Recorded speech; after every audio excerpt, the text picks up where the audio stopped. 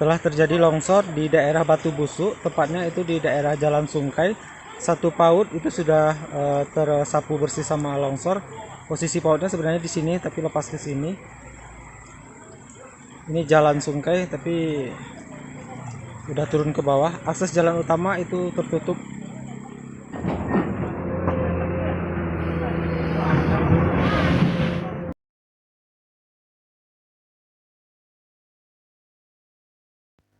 Longsor, atau sering disebut gerakan tanah, adalah suatu peristiwa geologi yang terjadi karena pergerakan massa batuan atau tanah dengan beberapa tipe dan jenis seperti jatuhnya bebatuan atau gumpalan besar tanah. Secara umum, kejadian longsor disebabkan oleh dua faktor, yaitu faktor pendorong dan faktor pemicu. Faktor pendorong adalah faktor-faktor yang mempengaruhi kondisi material sendiri, sedangkan faktor pemicu adalah faktor yang menyebabkan bergeraknya material tersebut. Meskipun penyebab utama kejadian ini adalah gravitasi yang mempengaruhi suatu lereng yang curam, namun ada pula faktor-faktor lain yang turut mempengaruhinya. Ada 6 jenis tanah longsor, yakni longsor translasi, longsoran rotasi, pergerakan blok, runtuhan batuan, rayapan tanah, dan aliran bahan rombakan. Jenis longsoran translasi dan rotasi paling banyak terjadi di Indonesia, sedangkan longsoran yang paling banyak memakan korban jiwa manusia adalah aliran bahan rombakan. Pada prinsipnya, tanah longsor terjadi bila gaya pendorong pada lereng lebih besar daripada gaya penahan.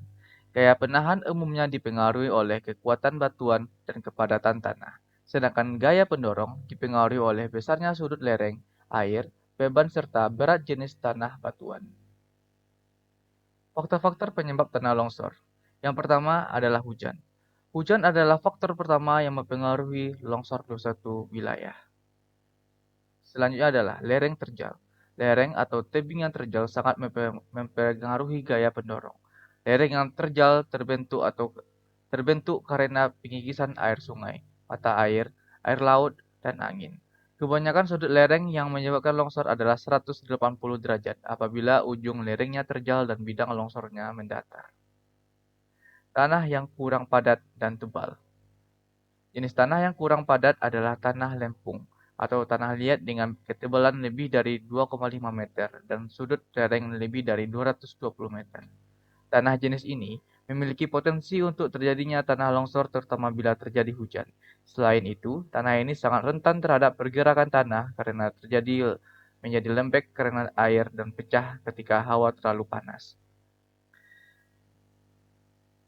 Faktor selanjutnya adalah batuan yang kurang kuat, jenis tata lahan, getaran apabila tanah tersebut berada di suatu wilayah yang ada pemukiman ataupun industri yang memiliki mesin yang membuat bergetar tanah di sekitarnya.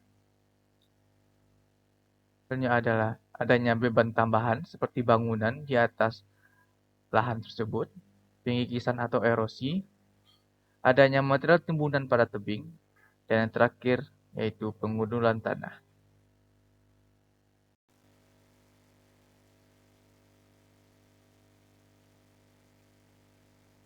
Longsor biasanya terjadi ketika intensitas hujan semakin deras dan intens, dengan waktu yang sangat-sangat lama. Air akan terserat dan mempengaruhi beban di dalam tanah, dan menyebabkan tanah akan semakin berat.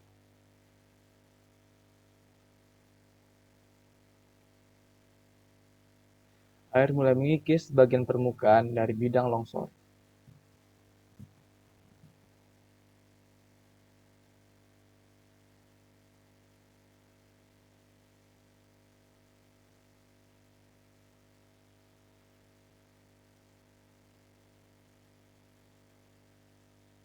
Lereng mulai kehilangan kekuatan akibat beban berlebih yang disebabkan oleh beban-beban yang ada di atas lereng tersebut dan air hujan yang sudah meresap ke dalam.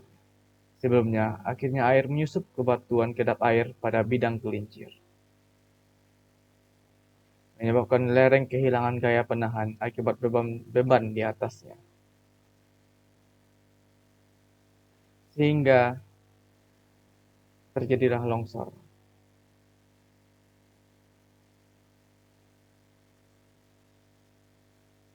Bidang gelincir tidak kuat menahan beban dan terjadilah longsor yang sangat-sangat besar. Dalam bencana longsor, tahapan mitigasi bencana ada sebagai berikut. Yang pertama yaitu pemetaan. Menyajikan informasi visual tentang tingkat kerawanan bencana alam geologi di suatu wilayah, sebagai masukan kepada masyarakat dan atau pemerintah kabupaten atau kota dan provinsi sebagai data dasar untuk melakukan pembangunan wilayah agar terhindar dari berbagai bencana. Selanjutnya adalah penyelidikan, mempelajari penyebab dan dampak dari suatu bencana sehingga dapat digunakan dalam perencanaan penanggulangan bencana dan rencana pengembangan wilayah.